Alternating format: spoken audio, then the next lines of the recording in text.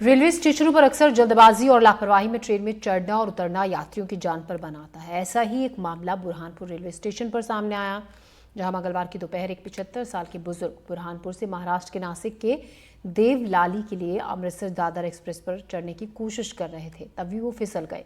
हालांकि इस दौरान स्टेशन पर तैनात जीआरपी पुलिस के जवान की मुस्तैदी के चलते बुजुर्ग की जान बच गई।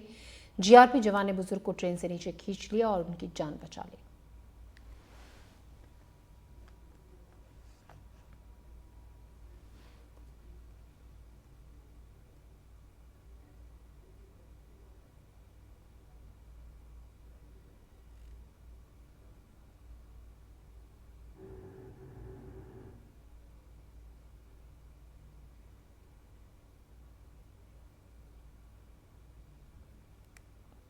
मध्य प्रदेश की लाडली बहनों के लिए खुशखबरी है। प्रदेश सरकार लाडली बहनों को 450 रुपए में रसोई गैस सिलेंडर देगी।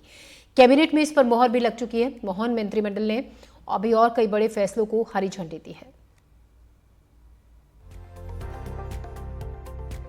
मध्य प्रदेश की मोहन सरकार ने रक्षाबंधन से पहले लाडली बहनों को तोहफा दिया है। मुख्यमंत्री मोहन यादव की अध्यक्षता में हुई कैबिनेट की बैठक में बड़ा फैसला लिया गया, जिसके तहत लाडली बहना योजना के तहत महिलाओं को 450 रुपए में गैस सिलेंडर दिया जाएगा। इस वक्त गैस सिलेंडर की कीमत 848 रुपए है। फैसले के मुताबिक लाडली बहना योजना के तहत मिलेगा सस्ता सिलेंडर। योजना के तहत महिलाओं को 450 रुपए में मिलेगा सिलेंडर। 1,29,00,000 महिलाओं को मिलेगा फायदा। मोहन कैबिनेट ने 160 करोड़ का बजट किया पास। घरेलू गैस सिलेंडर पर मिलेगी 398 रुपए की सब्सिडी। इस वक्त 848 रुपए में मिलता है घरेलू गैस सिलेंडर। आंगनवाड़ी पोषण योजना जो हमारी, उसके अंतर्गत आंगनवाड़ी में काम करने वाली जितने भी हमारी बहनें हैं, उनके लिए आज एक महत्वपूर्ण निर्णय लिया गया है। प्रधानमंत्री बीमा योजना, विशेषकर प्रधानमंत्री जीवन ज्योति बीमा योजना व प्रधानमंत्री सुरक्षा बीमा योजना, इसके अंतर्गत सभी बहनों को कवर किया जाएगा। आप जानते हैं कि जीवन ज्योति योजना के अंतर्गत यदि किसी बहन के साथ कोई ऐसी घटना हो जाए जिससे वो उनका जीवन समाप्त हो जाए या विकलांग हो जाए, तो उनको 2 लाख रुपए का जीवन बीमा मिलेगा। उसी प्रकार प्रधानमंत्री सुरक्षा योजना के अंतर्गत भी 1 लाख रुपए विकलांग होने पर, 2 लाख रुपए मृत्यु होने पर ये सुविधा का लाभ मिलेगा। इसका प्रीमियम राज्य सरकार भरेगी। आज हुई मोहन कैबिनेट की बैठक में महिलाओं के लिए कई बड़ी सौगातें थी। इन सौगातों में सबसे बड़ी सौगात गैस सिलेंडर को लेकर थी, जिसमें महिलाओं को बड़े पैमाने पर सब्सिडी दिए जाने का प्रावधान किया। इसमें 1 करोड़ से ज्यादा महिलाएं लाभान्वित होंगी। इसके अलावा भी मोहन कैबिनेट ने कई अहम फैसलों पर मुहर लगाई है। आंगनबाड़ी कार्यकर्ता और सहायिकाओं को प्रधानमंत्री जीवन ज्योति योजना और प्रधानमंत्री सुरक्षा बीमा योजना का लाभ देने का फैसला लिया गया।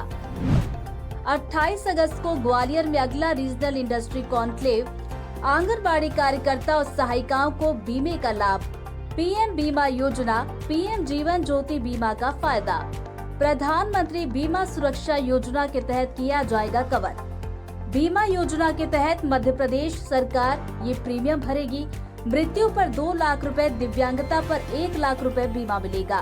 ग्रामीण सड़क प्रोजेक्ट को पूरी करने की जिम्मेदारी सरकार की होगी।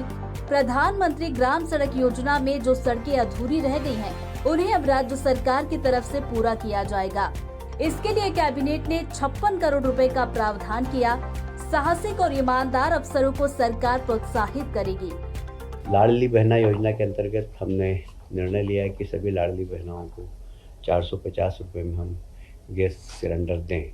उसके लिए भी हमने बजट में प्रावधान किया है। अभी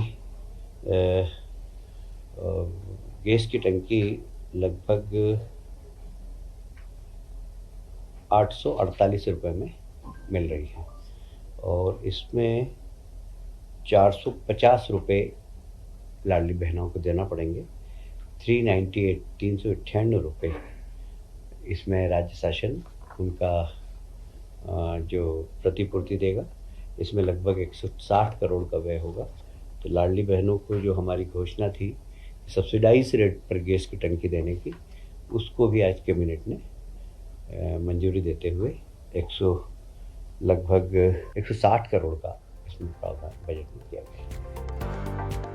मोहन कैबिनेट की बैठक में कई अहम मुद्दों पर चर्चा हुई है, जिसमें मध्य प्रदेश के 22 जिलों के एलोपैथी चिकित्सालय में इलाज के सभी विकल्प उपलब्ध कराने के लिए आयुष विंग की स्थापना करने का फैसला कैबिनेट में लिया गया, जिसके संचालन के लिए 213 पदों की मंजूरी दी गई है। यही नहीं, जीवन ज्योति बीमा योजना के तहत भी महिलाओं के बीमा राशि को लेकर सरकार ने बड़ा फैसला किया है। इसके अलावा राजधानी भोपाल और मध्य प्रदेश में होने वाली इन्वेस्टर्स मीट और इन्वेस्टर कॉन्क्लेव जो हैं, उनके तहत 28 अगस्त को ग्वालियर में किया जाना तय किया है। यदि बात की जाए सड़कों के विकास को लेकर, तो प्रधानमंत्री ग्रामीण आवास योजना और प्रधानमंत्री ग्रामीण सड़क योजना को लेकर भी आज बड़ी सौगातों का ऐलान कैबिनेट में किया। आने वाले दिनों में कई और योजनाएं ऐसी हैं जिनको लेकर मुख्यमंत्री मोहन यादव कैबिनेट में अपने साथियों के साथ रखते हुए नजर आएंगे। भोपाल से कैमरा अभिषेक के साथ अजय शर्मा, एनडीटीवी। मध्य प्रदेश में कांग्रेस अब संगठन को मजबूत करने में जुटी हुई है। कार्यकारिणी के गठन से पहले पार्टी पंचायतों पर फोकस कर रही है। शायद पार्टी को समझ में आ गया है कि जमीनी स्तर पर जब कैडर बेस्ड कार्यकर्ता होंगे तभी नेता चुनाव जीत पाएंगे।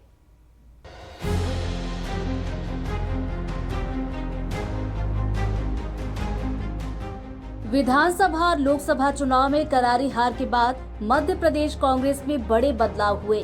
प्रदेश अध्यक्ष की कमान जीतू पटवारी को दी गई, तो नेता प्रतिपक्ष का जिम्मा उमंग सिंघार को मिला।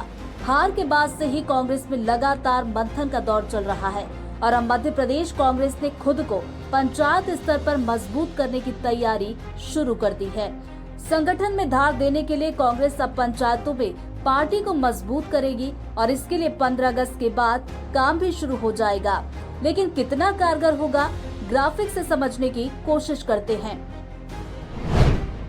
पंचायतों से मिलेगी संजीवनी। 11 लोगों की कमेटी पंचायत स्तर पर बनाई जाएगी। 11 सदस्यीय कमेटी पंचायतों में कांग्रेस को मजबूत करेगी। कांग्रेस की विचारधारा से लोगों को अवगत कराया जाएगा।